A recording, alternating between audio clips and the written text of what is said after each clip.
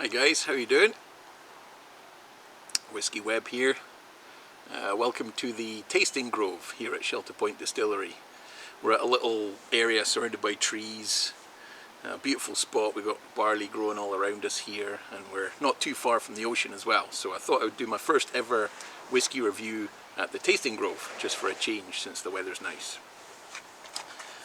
Today I'll be reviewing Tomatin 18-year-old, which is matured in Oloroso sherry butts.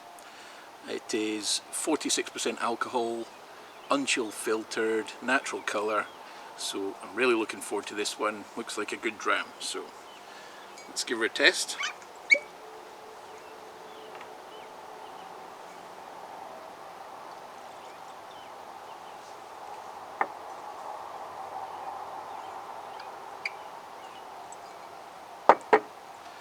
Now, Tomatin is kind of like the softer side of Highland whiskies. I used to pass this distillery all the time when I lived in Aviemore. It's right off the A9, you head up to Inverness and you can't miss it. There's kind of like three distilleries that are very easy to get to from the A9, which is the main artery from Perth to Inverness. It's like the main artery for the Highlands in Scotland. So you pass Blair Athol, you pass Dalwhinnie, and you pass Tomatin, about 18 miles south of Inverness. So these three are very easy to get to, so if you're looking for a quick trip to Scotland and some good distilleries to visit, then these three you can do no problem. It's established in 1897 and it's got quite an interesting history. They reckon that people actually distilled here as far back as the 16th century, and the name Tomatin in Gaelic actually means juniper hill. And an interesting little pub quiz question perhaps is the reason they called it Juniper Hill is when they were using illicit stills back in the day and trying to hide from the taxman, they used juniper wood because it's smokeless. So if you wanted to avoid detection, a great way of heating the still was to use juniper wood. And this route up to Inverness was often used by the cattle drovers, the Highland cattle drovers, and they would stop here at Tomatin and get some illicit whiskey. So a nice little background story there. But yeah, beautiful spot. It's quite an industrial distillery in terms of scale. It's around about 5 million litres a year, so quite big.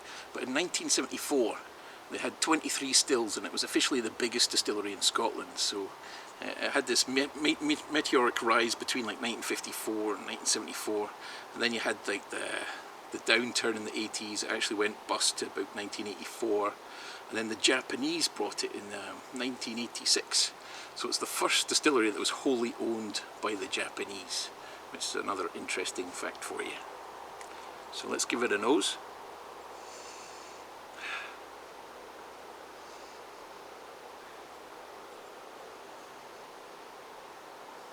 Lots of those very typical Oloroso sherry notes, like your apricot, your honey, beeswax, kind of fruit cakey flavours.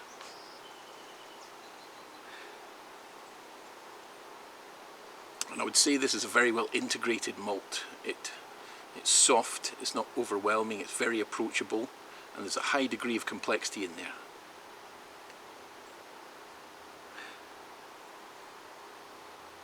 And on a beautiful sunny evening like tonight, you could quite easily sit here for half an hour, just nosing this thing. It's just absolutely wonderful.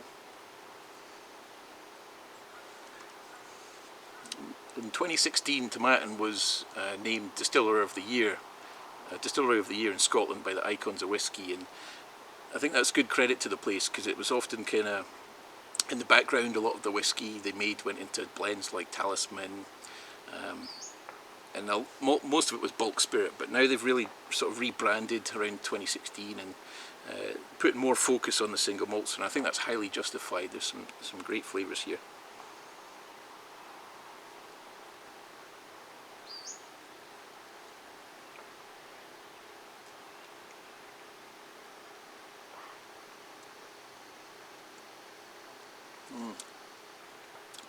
Beautiful mouth coating, very intense flavour, but not too sharp.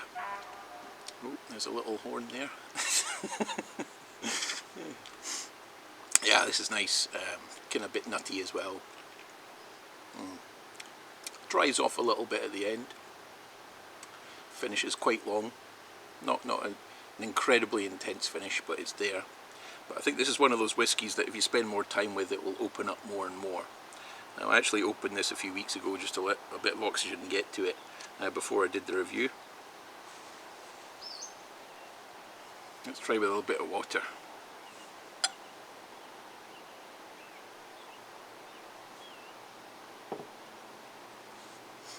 Another interesting about Tomatin is they've got a funny accent up there, right? If you come from Aviemore or Inverness, you're like, "Here, man, seen it in the paper," stuff like that.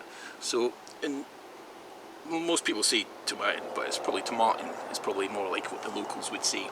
And it's quite a sort of, I would say, a community distillery. It's like a little village, Tomatin. And 50 to 80% of the people that work there actually live at the distillery. So it's a bit like Shelter Point, really. It's like a whiskey commune, which is very nice.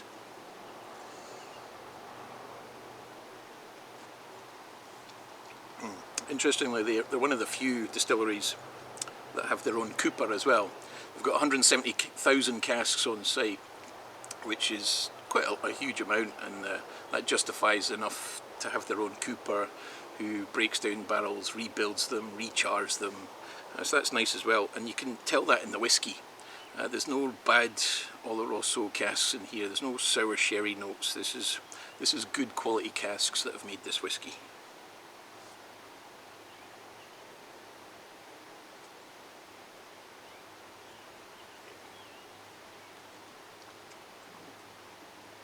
Well, I must say I'm very impressed. This is one of my home distilleries, like Dalwhinnie and Tomatin were kind of like my two closest ones when I was living in Aviemore. And yeah, I'm really happy with the way things have gone at Tomatin. It's great stuff. They're getting better all the time. So if you've never had Tomatin before, I highly recommend it. Check out their new range of whiskies. And yeah, you can't go wrong. Enjoy. So thanks for joining me. All the best from the Tasting Grove here at Shelter Point. And we'll see you for the next whiskey review. Cheers.